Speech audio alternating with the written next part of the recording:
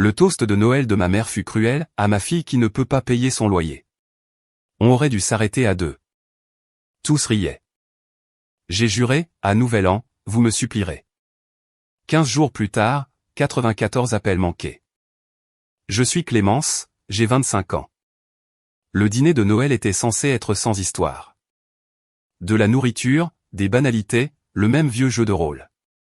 Puis ma mère s'est levée avec son verre de vin et a souri comme si elle allait dire quelque chose d'adorable.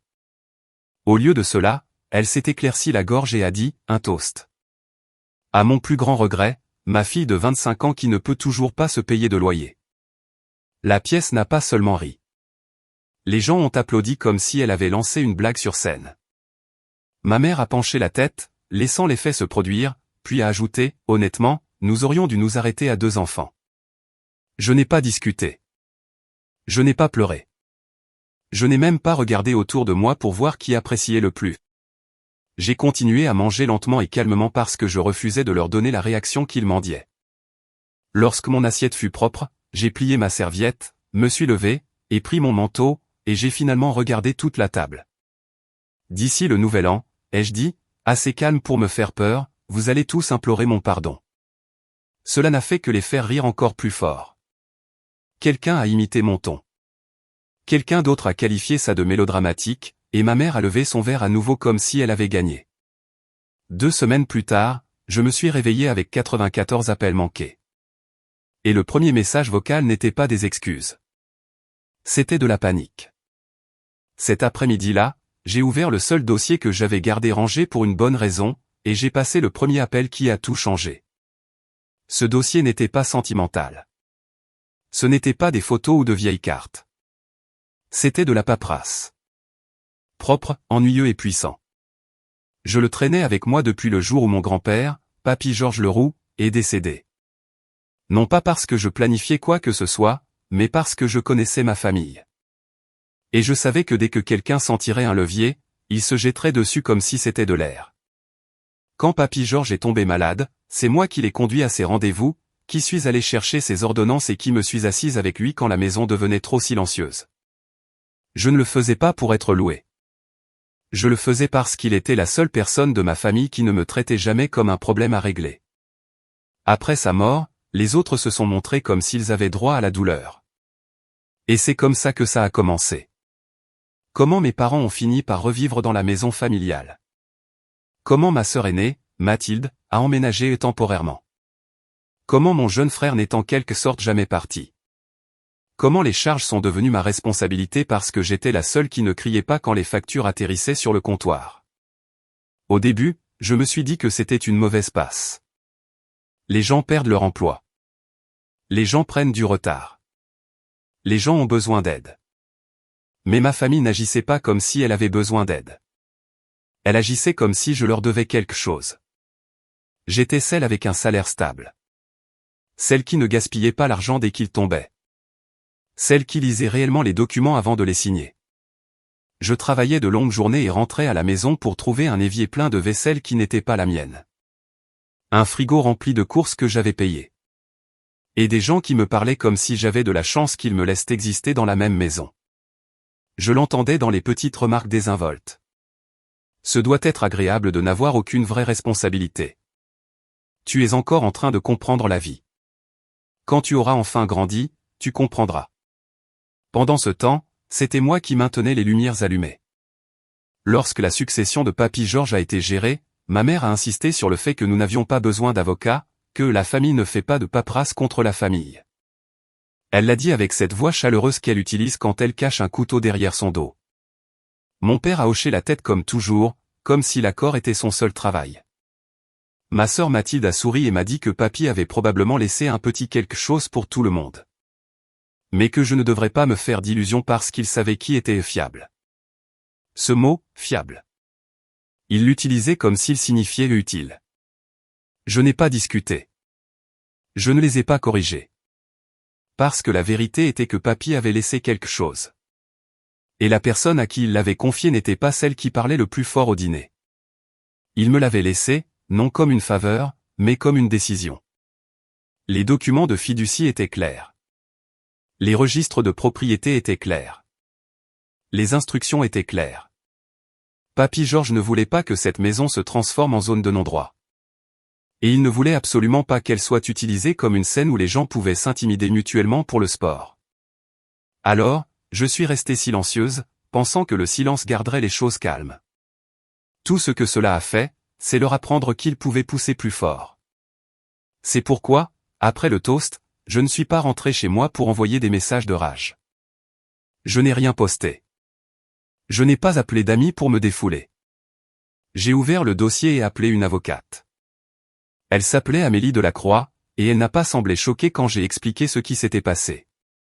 Elle a semblé rôder. « Avez-vous les documents de fiducie et les registres de propriété ?» a-t-elle demandé. « J'ai tout », ai-je dit. Je l'ai gardé parce que je savais que quelqu'un essaierait de réécrire l'histoire plus tard. « Bien », a répondu Amélie. « Alors la prochaine étape est simple, même si émotionnellement, elle ne le semble pas. » Nous nous sommes rencontrés à son bureau le lendemain. Elle a scanné les documents comme si ses yeux étaient une machine. Toutes les quelques secondes, elle émettait un petit son, pas tout à fait un bourdonnement, comme si elle confirmait ce qu'elle s'attendait déjà à trouver. Puis elle m'a rendu les papiers et a dit « Vous êtes la bénéficiaire légale, et la propriété est sous votre contrôle. Si d'autres adultes y vivent sans un accord que vous avez approuvé, vous pouvez entamer le processus pour les expulser correctement. » Correctement. Ce mot était important. Parce que ma famille aimait prétendre que j'étais impulsive, instable, mélodramatique. Si je faisais quoi que ce soit de désordonné, ils me peindraient comme la méchante et eux comme les victimes de mon emportement. Donc, je ne leur donnerai pas de désordre. Amélie m'a demandé qui y vivait actuellement, et je les ai énumérés sans utiliser de nom, car dire leur nom à voix haute dans ce bureau me donnait l'impression de leur donner un espace dans ma vie qu'ils ne méritaient pas. Elle n'a pas sourcillé. Elle a juste posé la question suivante, vous paie-t-il un loyer? Non. Contribue-t-il aux charges? Non. Ont-ils un bail écrit? Non. Amélie a hoché la tête une fois, comme si elle venait d'emboîter la dernière pièce. Ce sont alors des occupants sans bail. Nous allons signifier un avis formel et quand ils réagiront, nous documenterons tout. En quittant son bureau, elle m'avait déjà mise en contact avec l'agent immobilier affecté à ce quartier, Laurent Duval. C'était le genre de gars qui avait l'air fatigué avant même que vous ayez fini une phrase. Comme s'il avait passé toute sa carrière à gérer des adultes qui pensaient que les règles étaient facultatives. Il ne se souciait pas de mon drame familial. Il se souciait du processus. Écoutez, une fois l'avis signifié, ils essaieront de vous appeler, a-t-il dit. Ils essaieront de vous coincer. Ils essaieront de vous culpabiliser. Ne discutez pas. Ne négociez pas dans l'allée. Tout doit passer par votre avocate. Je lui ai dit, ils ne vont pas prendre ça au sérieux. Laurent a marqué une pause. Ils le feront quand ils réaliseront que ce n'est pas une conversation. Cette nuit-là, mon téléphone est resté silencieux. Pas d'excuses, pas de suivi maladroit, juste rien. Comme si le toast avait été une blague familiale normale et que j'avais été la seule à ne pas pouvoir l'encaisser. Je ne les ai pas corrigés. J'ai fait un petit sac, je suis resté quelque part où il ne pouvait pas se présenter sans y être invité, et j'ai laissé Amélie faire ce pourquoi je la payais. Avant la fin de la semaine, Laurent m'a envoyé un message. L'avis avait été signifié. J'ai fixé mon écran pendant un long moment, attendant de me sentir coupable, attendant d'avoir l'impression d'avoir franchi une ligne que je ne pouvais plus franchir. Ce que j'ai ressenti à la place était quelque chose de plus froid. Du soulagement. Parce que pour la première fois depuis des années, je ne leur demandais pas de me traiter avec respect. J'obligeais la réalité à se présenter à leur porte. Et comme si l'univers voulait prouver que Laurent avait raison, mon téléphone s'est illuminé, non pas avec un appel, mais avec un déluge. Le genre qui n'arrive que si quelqu'un vient de perdre le contrôle du récit. J'ai laissé sonner. Puis un SMS est arrivé de ma mère, court et sec, comme si elle essayait de paraître calme tout en s'étouffant de rage. Tu penses pouvoir m'embarrasser après ce que tu as dit à Noël? Appelle-moi maintenant. Je n'ai pas répondu. Un autre message a suivi juste après. Ce n'est pas ta maison. Et puis un de plus. 3 mots qui m'ont dit exactement quel genre de combat ils étaient sur le point de commencer. Nous avons des avocats. La fois suivante où mon téléphone a vibré, ce n'était pas ma mère. C'était Amélie. Ne leur répondez pas, a-t-elle dit comme si elle pouvait entendre la panique qui essayait de remonter ma gorge. S'ils ont vraiment engagé un conseiller, ils enverront quelque chose par écrit. Les SMS ne comptent pas. J'ai quand même fixé mon écran, regardant les appels s'empiler à nouveau. Le même schéma. Sonnerie, raccroché, sonnerie, raccroché. Comme si la répétition pouvait me forcer à obéir. Amélie a gardé sa voix plate. Je veux que vous fassiez deux choses. Premièrement, faites une capture d'écran de tout. Deuxièmement, ne les rencontrez pas seuls. Pas dans l'allée, pas sur un parking, pas pour une discussion rapide. Ils essaieront de transformer cela en scène. J'ai laissé échapper un petit souffle. Ils le font déjà. Je sais, a-t-elle dit. C'est pourquoi nous allons rester ennuyeux. Ennuyeux était le dernier mot que j'aurais utilisé pour ce qui s'est passé ensuite. Parce qu'en moins d'une heure, Laurent a appelé. Ils appellent mon bureau, a-t-il dit. Ils affirment n'avoir jamais reçu d'avis. Que c'est du harcèlement et que vous êtes manipulé. Manipulé par qui, ai-je demandé. Il a émis un son qui était à moitié rire, à moitié soupir. Ils n'ont pas dit. Ils répètent juste la même ligne. Ce n'est pas sa maison. Je n'ai pas discuté avec lui. Je n'ai pas essayé de le convaincre de quoi que ce soit. Ce n'était plus mon travail. Amélie m'a dit de tout lui transmettre. Ce que j'ai fait. Et puis je suis retourné à ma journée comme si je ne portais pas une grenade dans mon sac. Je suis allé au travail, j'ai gardé la tête baissée, j'ai fait ce pourquoi j'étais payé, et j'ai essayé de ne pas regarder mon téléphone toutes les 10 secondes. Cela a presque marché jusqu'à ce que la réceptionniste de mon immeuble m'envoie un message. Votre famille est là.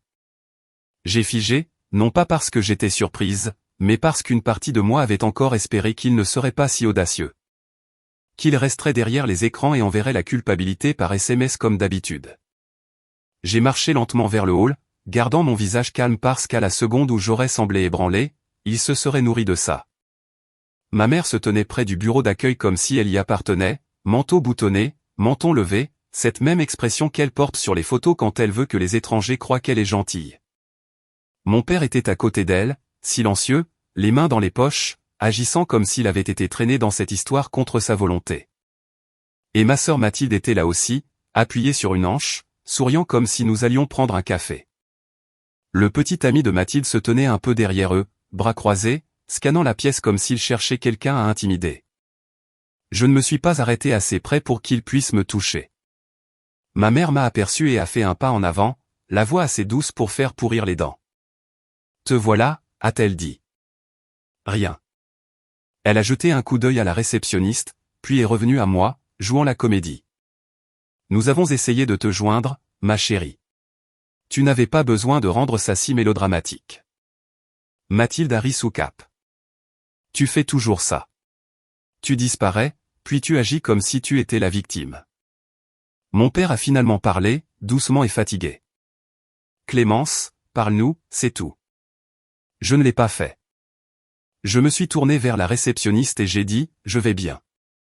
Ils ne sont pas autorisés à revenir ici. Le sourire de ma mère a tremblé. Pas autorisés. Nous sommes ta famille. Je l'ai regardé droit dans les yeux. Vous pouvez envoyer un courriel à mon avocate. Ce mot, avocate, l'a frappé comme une gifle. Son visage s'est durci si vite que cela m'a presque impressionné. Mathilde s'est rapprochée, laissant tomber la fausse chaleur. Alors, tu fais vraiment ça? Son petit ami s'est avancé aussi, la voix calme mais tranchante. Tu fais une erreur. Je ne lui ai pas répondu du tout. J'ai gardé mon attention sur ma mère. Elle s'est penchée juste assez pour que cela semble invasif. Puis elle a baissé la voix comme si elle partageait un secret. Tu veux jouer au jeu juridique? Bien, nous pouvons jouer aussi. Puis elle a élevé la voix à nouveau pour que le hall puisse entendre. Nous avons des avocats, Clémence. Tu ne peux pas faire ça. C'est de l'abus de faiblesse sur personne âgée. Tout le monde sait que Papy Georges n'aurait pas voulu que tu détruises la famille. C'était ça. La nouvelle histoire qu'ils avaient décidé de vendre. Abus de faiblesse. Comme si j'avais hypnotisé un homme adulte pour qu'il me fasse confiance. Je ne me suis pas défendu. Je n'ai pas dit son nom. Je n'ai pas dit ce que j'avais fait pour lui.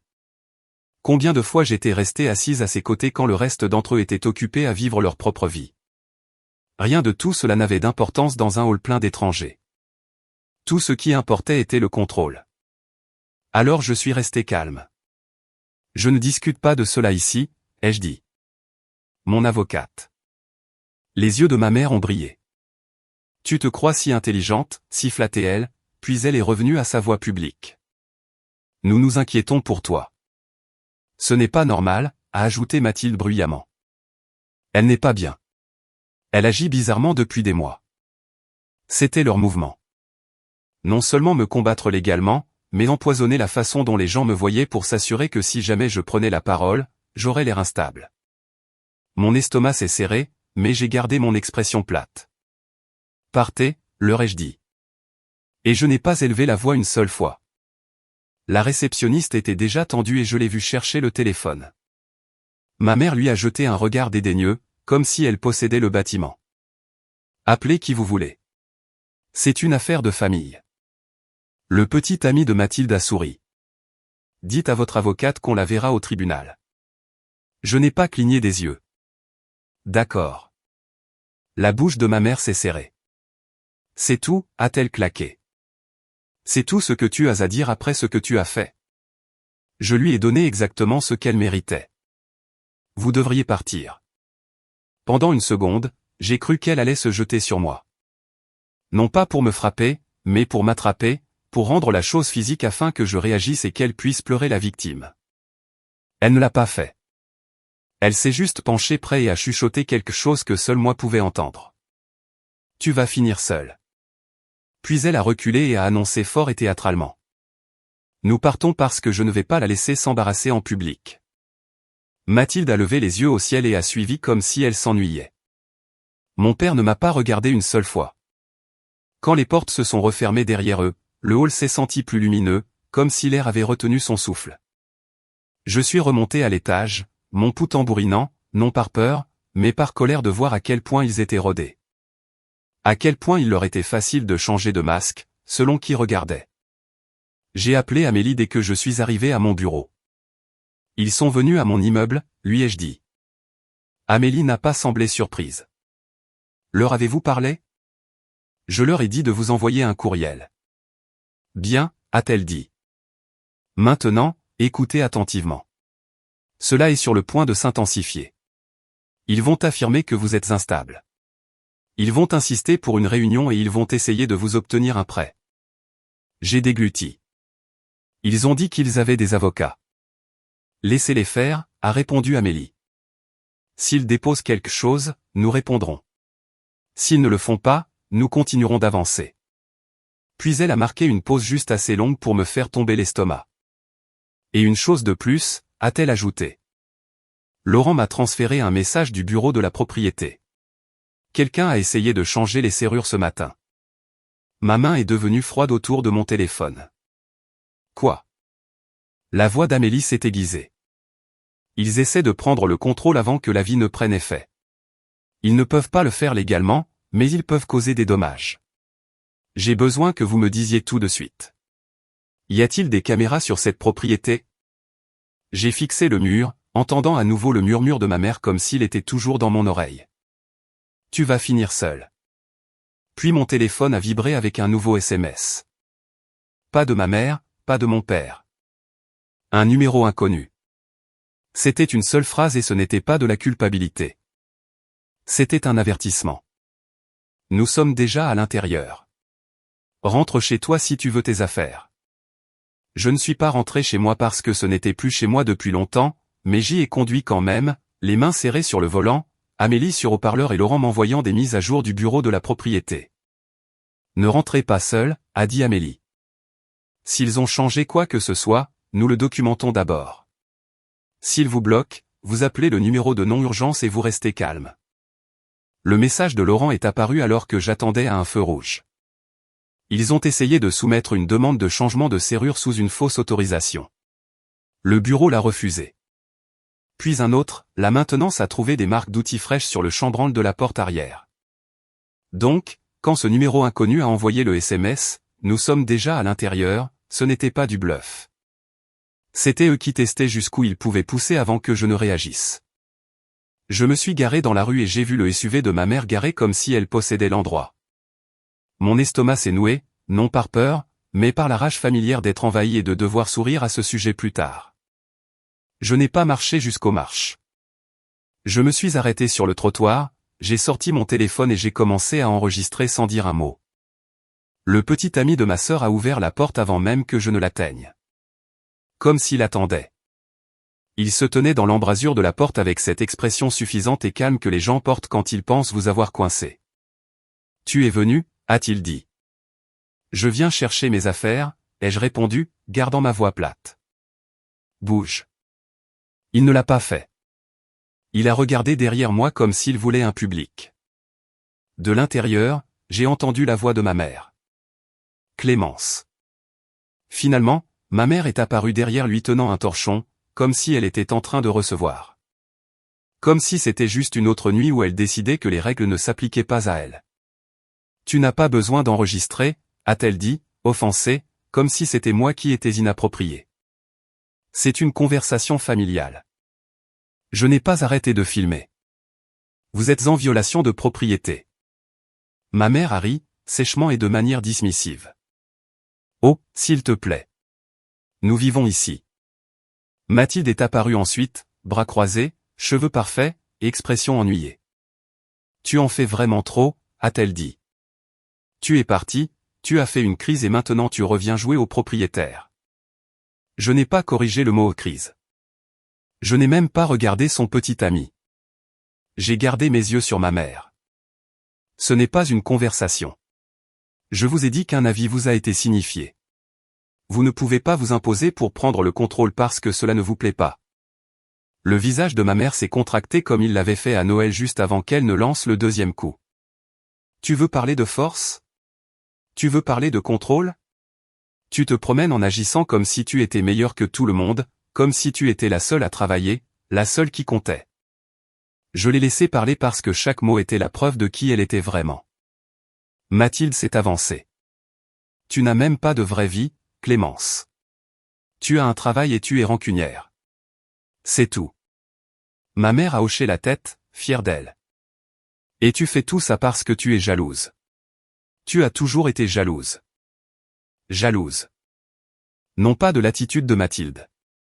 Pas de la cruauté de ma mère, non pas de la façon dont ils traitaient la gentillesse comme une faiblesse.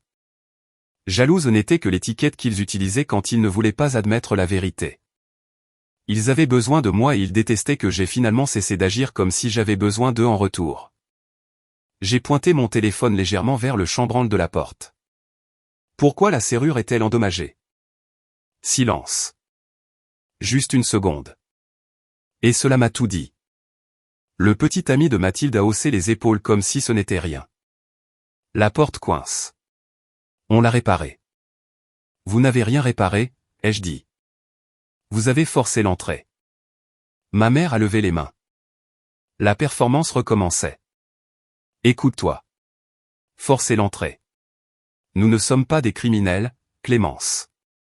Nous sommes ta famille. C'était le moment où j'ai réalisé ce qu'ils faisaient. Ils n'essayaient pas de gagner légalement.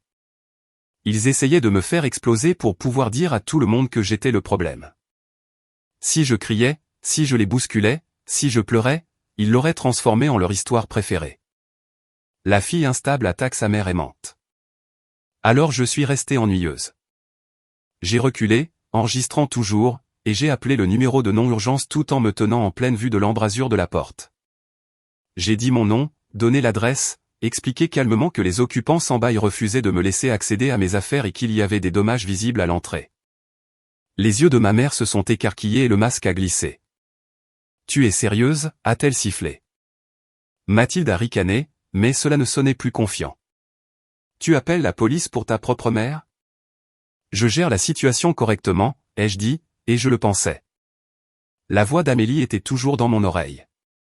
Stable et froide. Nous restons ennuyeux. Nous restons documentés. Quand l'agent est arrivé, l'ambiance de toute la maison a changé. La voix de ma mère est redevenue chaleureuse. Prudente, de la façon dont elle le fait quand elle veut que les étrangers pensent qu'elle est la victime d'une enfant ingrate.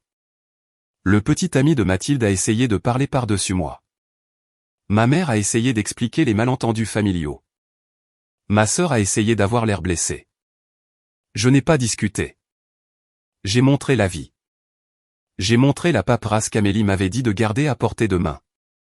J'ai montré le chambranle endommagé à la caméra. Et j'ai montré le SMS du numéro inconnu. L'agent n'a pas pris parti émotionnellement. Il a juste précisé que cela n'allait pas être réglé par l'intimidation dans une embrasure de porte. J'étais autorisé à récupérer des effets personnels, et s'ils interféraient, cela se transformerait en un autre type de problème pour eux. Ma mère m'a regardé comme si elle ne pouvait pas croire que j'avais amené la réalité dans son fantasme.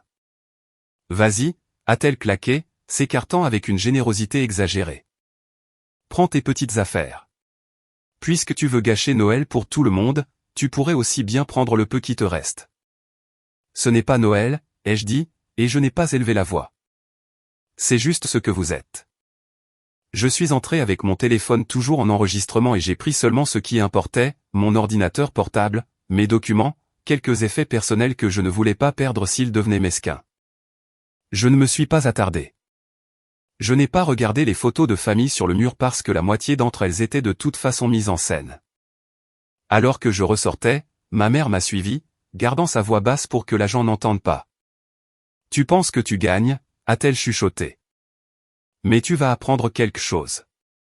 Tu ne peux pas expulser ton propre sang et t'en sortir indemne. » Je l'ai regardé. Vraiment. Je l'ai regardé et j'ai compris à quel point elle aimait le pouvoir d'être cruelle. Je ne m'en sors pas indemne, ai-je dit. Je m'en sors. Point final. Ce soir-là, Amélie m'a appelé d'un ton que je n'aimais pas. Ils ont fait leur premier geste officiel, a-t-elle dit. Ma gorge s'est serrée. Qu'ont-ils fait? Amélie a expiré une fois. Ils ont déposé une demande d'audience d'urgence. Ils affirment que la fiducie est invalide et demandent à la cour de geler toute action sur la propriété. J'ai fermé les yeux, entendant le toast de ma mère à nouveau, comme s'il résonnait encore sur les assiettes du dîner. Amélie a continué, ils ont également contacté votre lieu de travail.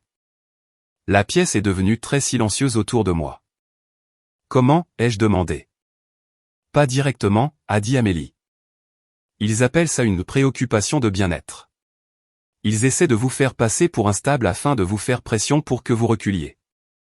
Je n'ai pas répondu pendant un instant parce que je pouvais déjà l'imaginer. Ma mère souriant à mon service des RH de la même manière qu'elle souriait à Noël. Servant du poison comme si c'était un dessert. La voix d'Amélie s'est aiguisée. Clémence, écoutez-moi. C'est la partie où ils arrêtent de prétendre que c'est familial et commencent à essayer de détruire votre vie. Mon téléphone a vibré à nouveau pendant qu'elle parlait. Un nouveau message vocal de ma mère. Pas des excuses, pas un plaidoyer.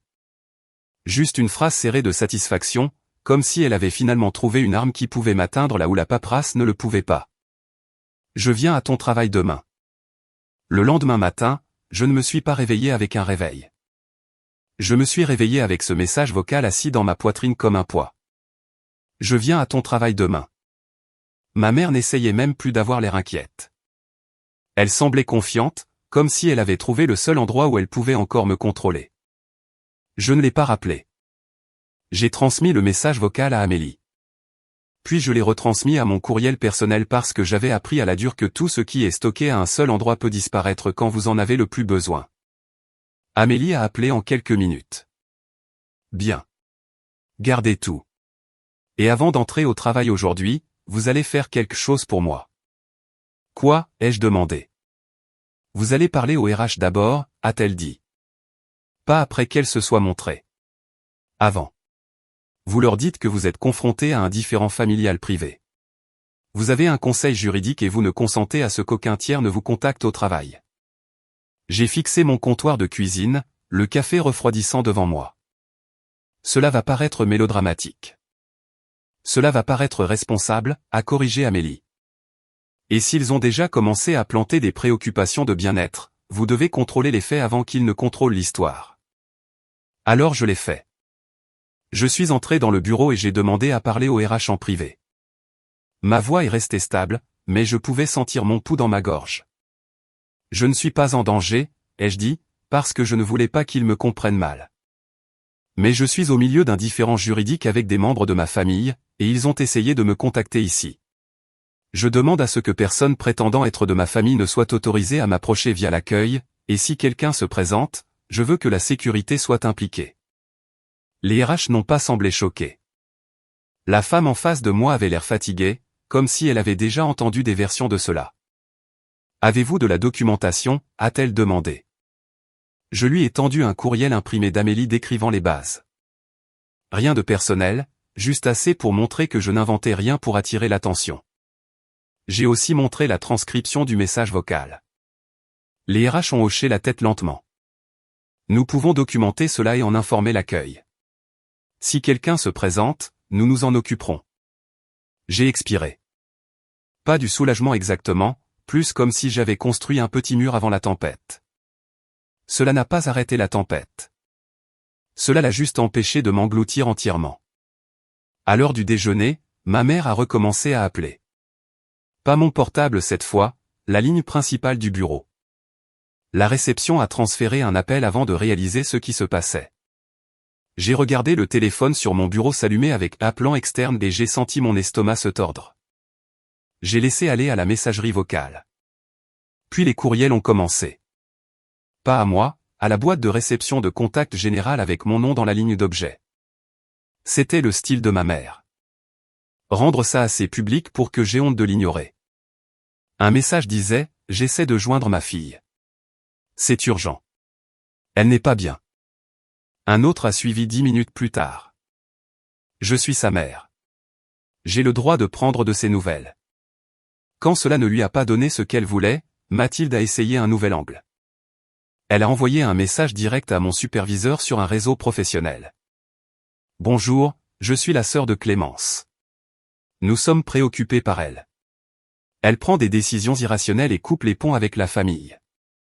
Si elle se montre en colère, s'il vous plaît, ne le prenez pas personnellement. » L'audace de cela m'a frappé si fort que j'ai failli rire. Ils n'essayaient pas seulement de gagner le combat de la propriété. Ils essayaient d'empoisonner ma réputation. La seule chose que j'avais construite sans eux. La réponse d'Amélie a été immédiate et précise.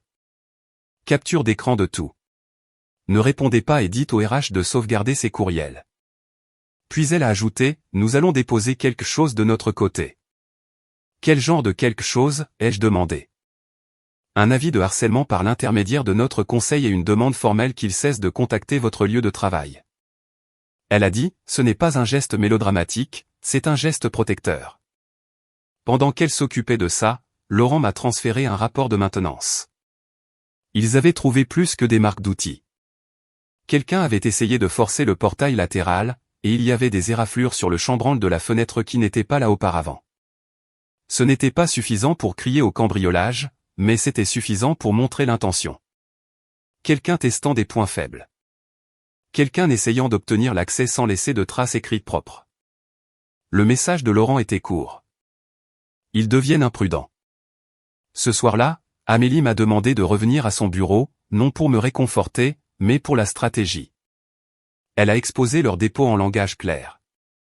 Ma famille demandait à un juge de suspendre le processus, affirmant que la fiducie était injuste, affirmant que mon grand-père n'était pas dans son bon état d'esprit, affirmant que je lui avais fait pression. Ils essaient de geler votre capacité d'agir, a-t-elle dit. Ils savent que s'ils peuvent gagner du temps, ils peuvent vous épuiser. Et si ça marche, ai-je demandé. Amélie a tapoté la paperasse. Ça ne marchera pas si nous répondons correctement. Les documents de votre grand-père sont correctement exécutés. Il y a des témoins, il y a des registres, et vous avez quelque chose qu'ils n'ont pas. Quoi? La cohérence, a dit Amélie. Vous ne changez pas votre histoire selon qui écoute. Elle m'a demandé de parcourir la chronologie, non pas comme un journal intime, mais comme une liste d'actions, de rendez-vous, d'ordonnances, de factures, les factures de la propriété que j'avais couverte, les courriels du bureau de la succession. Chaque fois que j'avais hésité parce que je ne voulais pas paraître mesquine, Amélie m'arrêtait. Ce n'est pas mesquin, disait-elle. C'est la preuve. Puis elle m'a regardé et a ajouté, parlez-moi de Noël. Je ne voulais pas. C'était la partie qui me serrait encore la gorge. Non à cause des mots, mais à cause de la pièce. Comme tout le monde avait ri facilement, à quel point cela leur semblait normal. Je ne l'ai pas enregistré, ai-je admis. Amélie ne m'a pas grondé. Elle a juste hoché la tête. D'accord, alors nous utilisons ce que nous avons. Et c'est là que mon téléphone a vibré avec un message d'un numéro que je reconnaissais réellement. C'était ma cousine, la seule personne de la famille qui était toujours restée juste assez loin pour voir les choses clairement. « J'ai besoin de te parler », a-t-elle écrit. J'ai quelque chose de cette nuit-là. J'ai fixé l'écran, mon cœur battant plus vite. « Que as-tu » ai-je tapé en retour. Sa réponse est arrivée une seconde plus tard. Un enregistrement. Je n'ai pas bougé. Je n'ai pas respiré. Les yeux d'Amélie se sont plissés quand elle a vu mon visage. Qu'est-ce que c'est? J'ai dégluti. Quelqu'un a enregistré le toast de ma mère. Amélie s'est penchée en avant.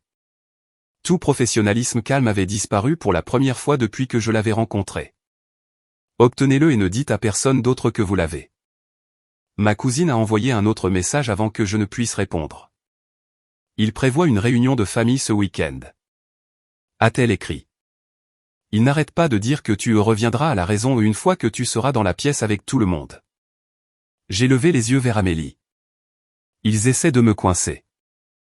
Amélie a hoché la tête une fois, lentement. Il ne planifie pas une réunion. Il planifie un piège. Mon téléphone a vibré à nouveau. Cette fois, un message de groupe dont je n'avais pas fait partie depuis des années. Ma mère m'y avait rajouté. Un mur de SMS a rempli mon écran, l'un après l'autre, comme une incantation. Sois là. Arrête de faire ça. Tu nous embarrasses. La famille passe avant tout. Puis le message de ma mère a atterri en bas, audacieux dans mon esprit, même si ce n'était que du texte. Si tu ne te présentes pas, nous nous assurons que tout le monde sache ce que tu es vraiment. Je l'ai fixé, ressentant cette envie familière d'expliquer, de me défendre, de les supplier de me voir comme humaine. Au lieu de cela, j'ai tendu mon téléphone à Amélie. Elle l'a lu une fois, puis a levé les yeux.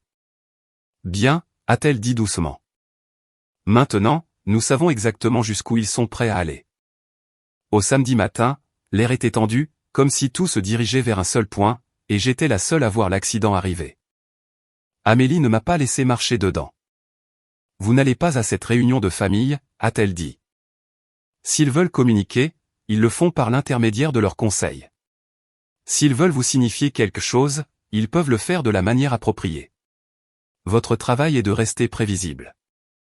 Prévisible était la dernière chose que ma famille voulait de moi. Ils voulaient une scène. Ils voulaient des larmes. Ils voulaient que je sois coincé dans un salon pendant que tout le monde parlait par-dessus moi. Et ma mère jouait l'adulte raisonnable. Au lieu de cela, Amélie a organisé une rencontre différente.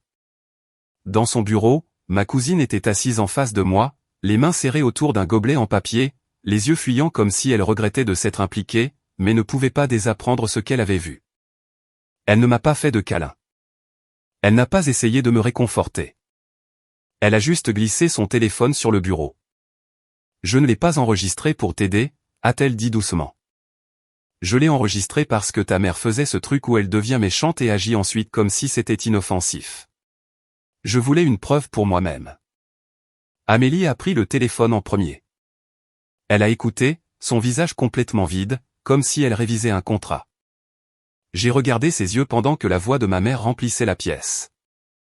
Claire, souriante, confiante, disant les mots qu'elle ne dirait jamais devant des gens qui pourraient réellement la tenir responsable. Quand les applaudissements ont commencé dans l'enregistrement, mon estomac s'est tordu. Amélie a mis en pause, a regardé ma cousine et a posé une question. Avez-vous partagé ceci avec quelqu'un? Ma cousine a secoué la tête rapidement. Non, je ne l'ai même pas dit à mon mari. Je ne voulais pas être mêlée à ça. Amélie a hoché la tête une fois. Bien, vous n'êtes pas mêlée à ça. Vous êtes un témoin avec un dossier et nous allons le gérer avec soin. J'ai fixé le téléphone comme si c'était quelque chose de radioactif. Pouvons-nous même utiliser ça? Amélie ne m'a pas fait de sermon sur les lois. Elle m'a donné quelque chose de mieux. La certitude. Nous allons l'utiliser de la bonne manière, a-t-elle dit. Non pas pour les embarrasser, mais pour montrer le schéma. L'humiliation publique, la manipulation est un motif de représailles une fois que vous avez cessé de vous conformer. Elle a rendu le téléphone à ma cousine. Ne le supprimez pas. Ne le modifiez pas. Ne le transférez pas, gardez l'original. Si quelqu'un vous demande, vous ne dites rien. Ma cousine a dégluti. Ils vont s'en prendre à moi. Ils le font déjà, a répondu Amélie. Vous ne l'avez juste pas encore remarqué. Cet après-midi-là, ma mère a quand même essayé le piège. Elle ne m'a pas appelé. Elle ne m'a pas envoyé de SMS. Elle a envoyé Mathilde parce que Mathilde aimait toujours jouer la messagère quand elle pensait que cela la rendait importante. Mathilde s'est présentée au café près de mon appartement comme si c'était une coïncidence, faisant la queue comme si elle n'avait pas traqué l'endroit où je logeais. Son petit ami rôdait à l'extérieur, appuyé contre sa voiture, les bras croisés, surveillant les fenêtres comme s'il gardait une porte. Mathilde a souri quand elle m'a vu, ce faux sourire calme qu'elle porte quand elle veut prétendre qu'elle est la personne mature. Clémence, a-t-elle dit, comme si nous venions de nous croiser dans un centre commercial. Nous devons parler. Je ne me suis pas levé. Je ne lui ai pas offert la chaise en face de moi. Je n'ai même pas fermé mon ordinateur portable. Tu ne devrais pas être ici, ai-je dit. Le sourire de Mathilde s'est resserré. Tu agis comme si tu avais peur de ta propre sœur. J'agis comme si tu étais prévisible, ai-je répondu. Ses yeux ont brillé. Puis elle a baissé la voix comme si elle me rendait service. Maman essaie d'arranger ça. Tu la forces à faire des choses qu'elle ne veut pas faire. Cette phrase m'a presque fait rire parce qu'elle était si parfaitement inversée. Mathilde a glissé un papier plié sur ma table, le poussant avec un doigt. Je t'ai apporté quelque chose, a-t-elle dit. Pour que tu n'aies pas à continuer de payer une avocate pour te dire ce que tu sais déjà. Je ne l'ai pas touché. Qu'est-ce que c'est, ai-je demandé. Une solution, a-t-elle dit. Trop lisse. Tu signes, tu arrêtes l'expulsion, et nous arrêtons toutes ces histoires désordonnées. Tu retrouves la paix, maman retrouve sa famille, et personne n'a à découvrir à quel point tu es tombé. C'était là encore. La même cruauté, le même mépris.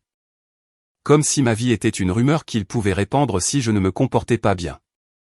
Je suis restée assise, gardant ma voix plate. Envoyer un courriel à mon avocate. Le masque de Mathilde s'est fissuré. Tu es sérieuse? Oui. Elle s'est penchée plus près, son ton s'aiguisant. Tu penses qu'Amélie peut te protéger de quoi? De maman qui est contrariée, de papa qui est stressé, de la famille qui te voit enfin pour ce que tu es? Mon pouls a cogné fort une fois, mais je n'ai pas réagi comme elle le voulait.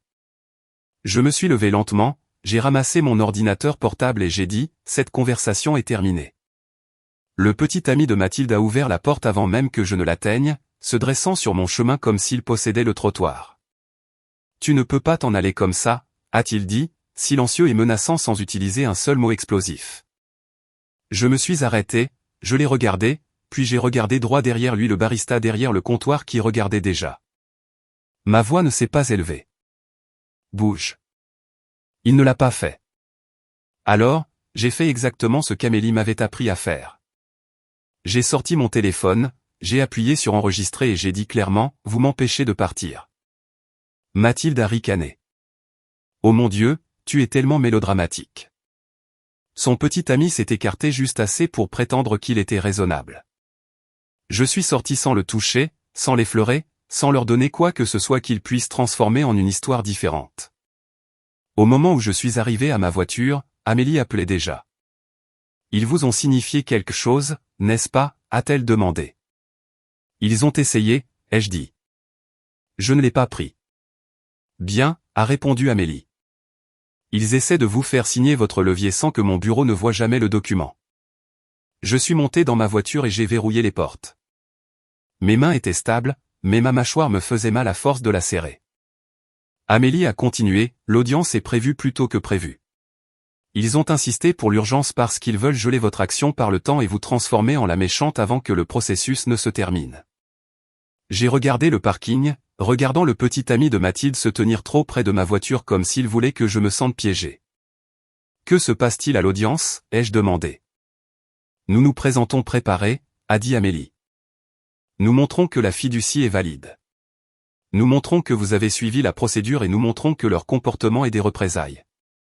Nous demanderons également aux juges des limites parce qu'ils escaladent en dehors du processus légal. Les jours suivants ont filé vite, non pas avec des dates et des rappels de calendrier, mais avec ce sentiment d'être tiré en avant par un élan que vous n'aviez pas demandé. Laurent m'a envoyé un rapport final du bureau de la propriété.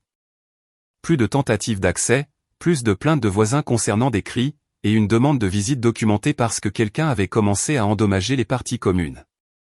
Il n'a pas ajouté d'opinion, juste des faits, ce qui était exactement ce dont nous avions besoin. Amélie a tout rassemblé.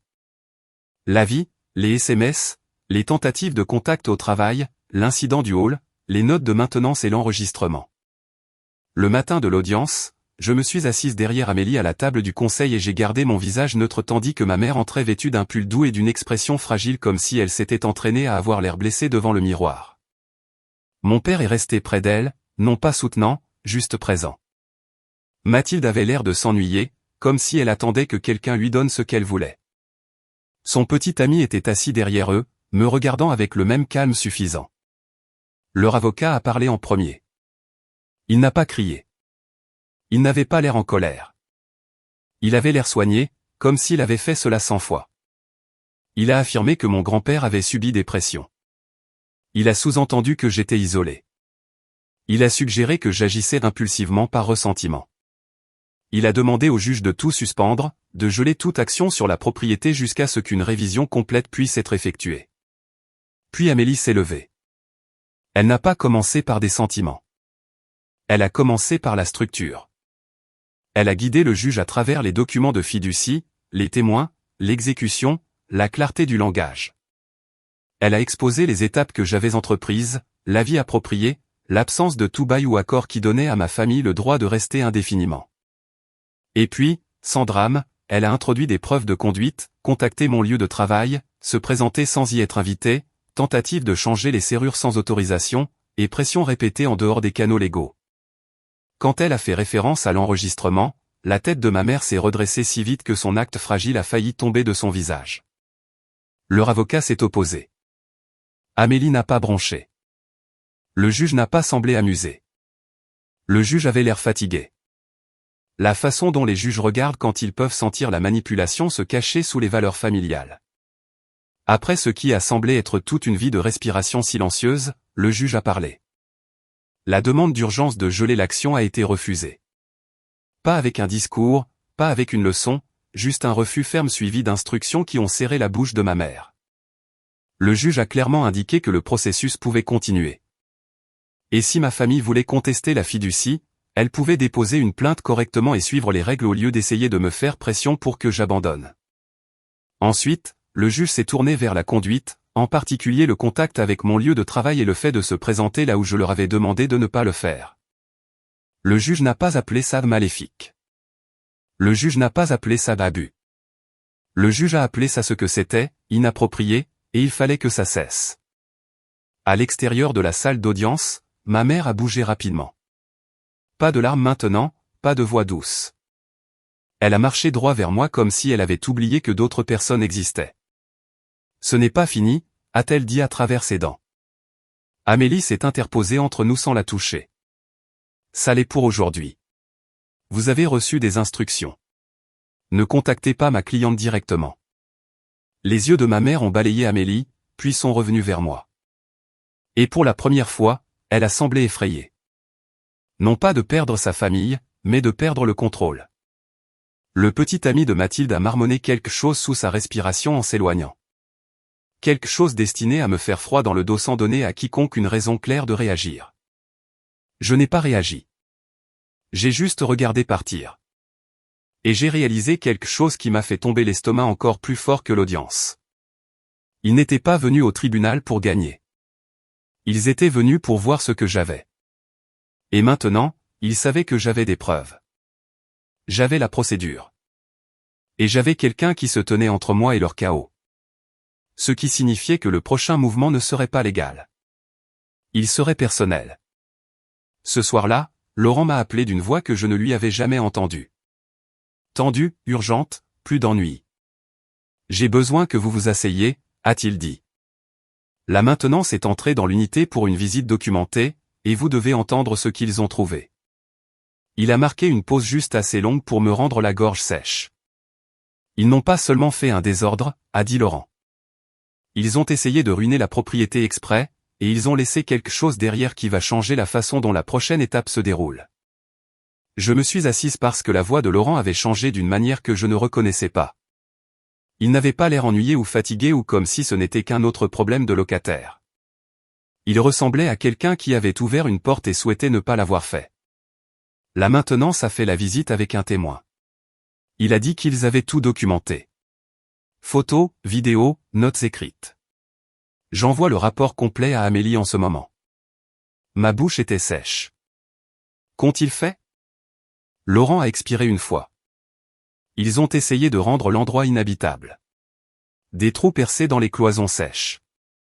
Des portes d'armoire arrachées. Un évier laissé couler assez longtemps pour déformer la base.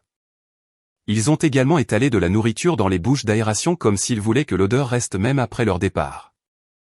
J'ai fermé les yeux, non parce que j'étais choqué, mais parce que je pouvais imaginer exactement qui ferait cela et appellerait ça justifié.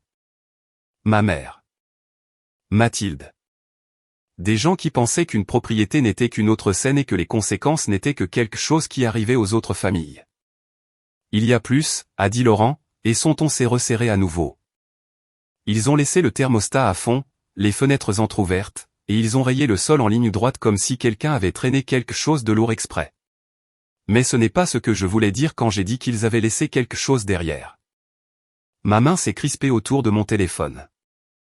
Alors quoi? Ils ont laissé une note, a-t-il dit. Une manuscrite. Elle était scotchée à l'intérieur d'un placard de cuisine. Je n'ai pas répondu. Je ne faisais pas confiance à ma voix. Laurent l'a lu lentement comme s'il ne voulait pas donner de pouvoir aux mots. Si nous ne pouvons pas la voir, vous ne l'aurez pas non plus. Pendant une seconde, tout ce que j'ai entendu, c'est le bruit des applaudissements de cet enregistrement. Des gens applaudissant la cruauté comme si c'était un divertissement. Et le toast de ma mère est revenu. Non pas comme un souvenir, comme un avertissement. Mon plus grand regret, s'arrêter à 2 enfants. Je me suis posé une question que je ne voulais pas dire à voix haute. Depuis combien de temps était-il comme ça? Et depuis combien de temps m'entraînais-je à appeler ça normal? Amélie a appelé juste après que Laurent ait raccroché. Cela change notre approche, a-t-elle dit, la voix basse et tranchante. Ils ont franchi la ligne des dommages matériels. Ce n'est pas un drame familial. C'est une preuve. Je ne voulais même pas de vengeance, ai-je dit avant de pouvoir me retenir. Je voulais juste qu'ils arrêtent. Amélie n'a pas adouci. Vouloir qu'ils arrêtent est exactement la raison pour laquelle nous gérons cela correctement. Ils ne vont pas s'arrêter parce que vous demandez gentiment. Ils s'arrêtent quand il y a un prix. Les étapes suivantes sont venues rapidement, non pas comme une chronologie, mais comme des décisions qui s'empilaient les unes sur les autres jusqu'à ce qu'il n'y ait qu'un seul chemin à suivre. Amélie a déposé une demande de dommages et intérêts liés à l'état de la propriété.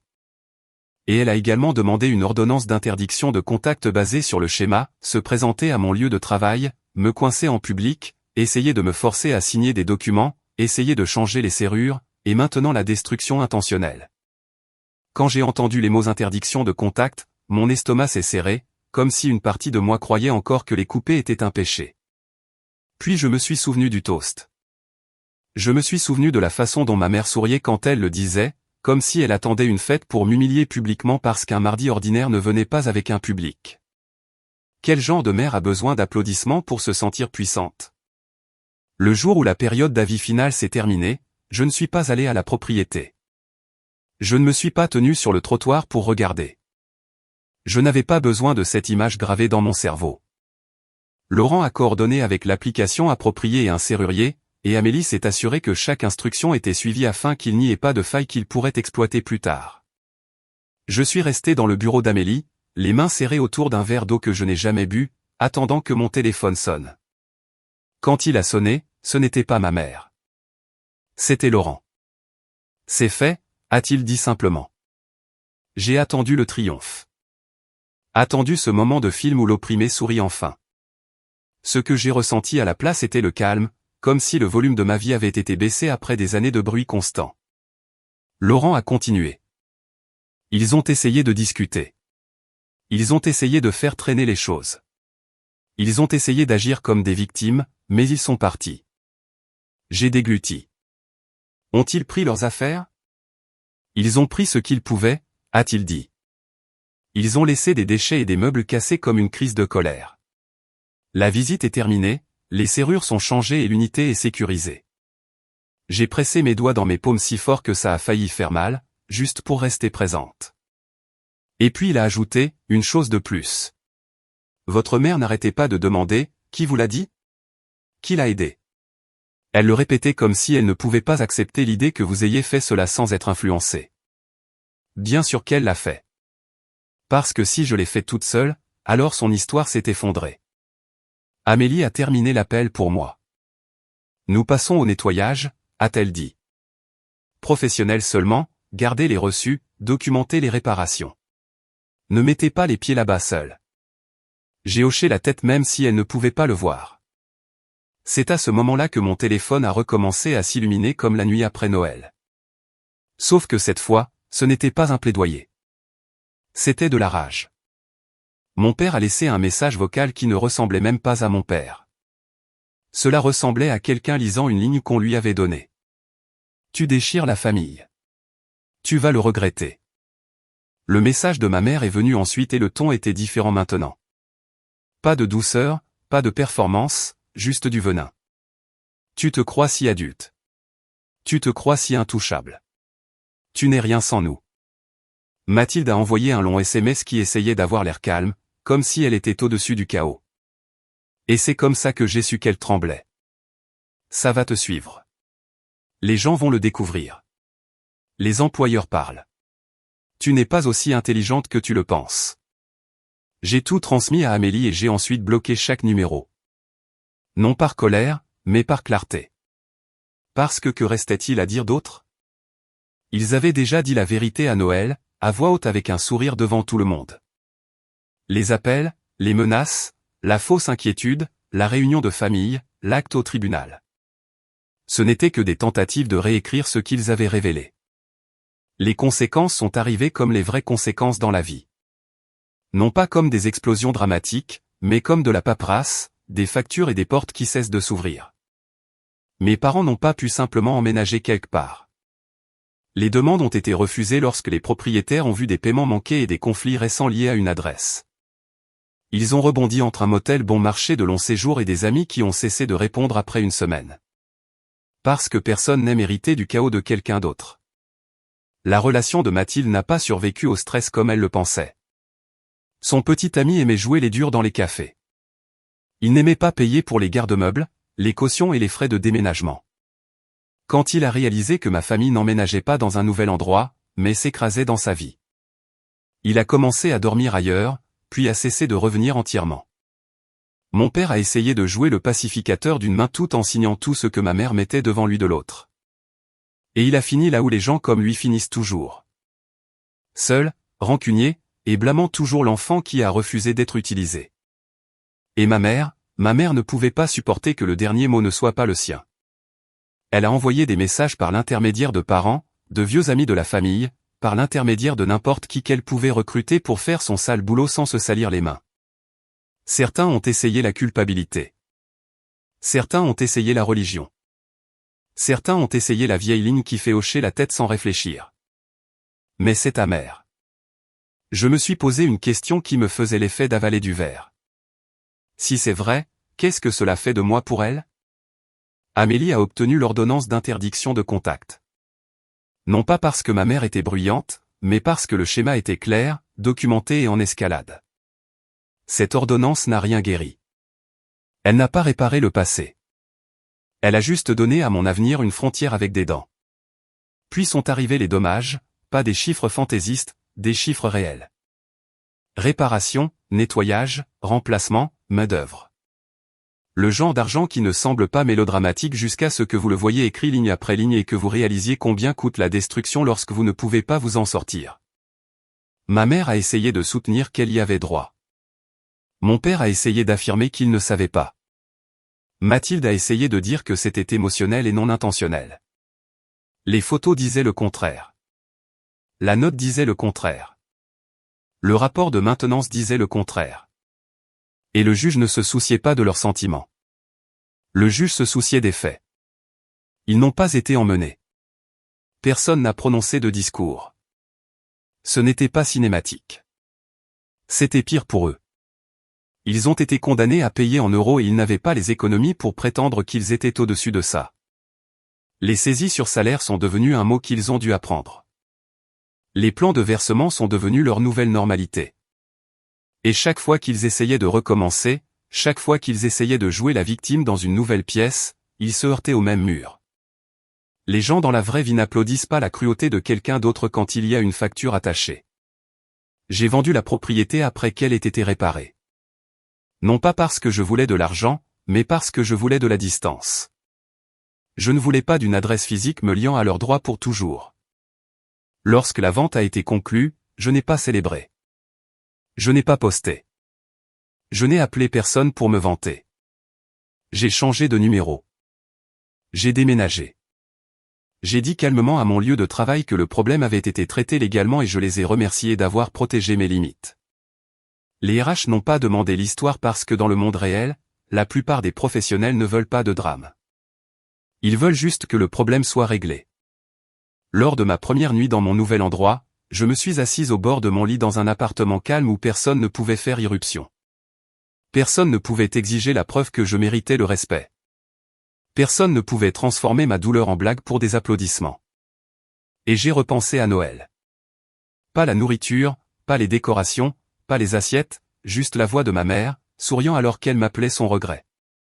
Les gens adorent demander, est-ce que ça en valait la peine, comme si les seules options étaient le pardon ou la destruction. Voici la vérité. Je n'ai pas détruit ma famille. J'ai cessé de financer la version d'eux qui avait besoin de moi petite pour se sentir grande. Je n'ai pas obtenu de réconciliation. Je n'ai pas eu d'excuses sincères. Je n'ai même pas obtenu de clôture comme les films la vendent. J'ai obtenu quelque chose de mieux. Le silence, l'espace, une vie où l'amour n'est pas un piège et la famille n'est pas un mot que l'on utilise pour excuser la cruauté. Et si vous avez déjà été celle à la table dont tout le monde se moque, demandez-vous ceci, s'ils applaudissent quand vous souffrez, à quoi êtes-vous censé être fidèle ?